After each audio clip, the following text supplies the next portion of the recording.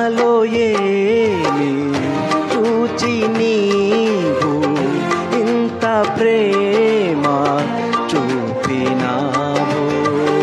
నాలో ఏమి చూచి నీవు ఇంత ప్రేమ చూపినావు.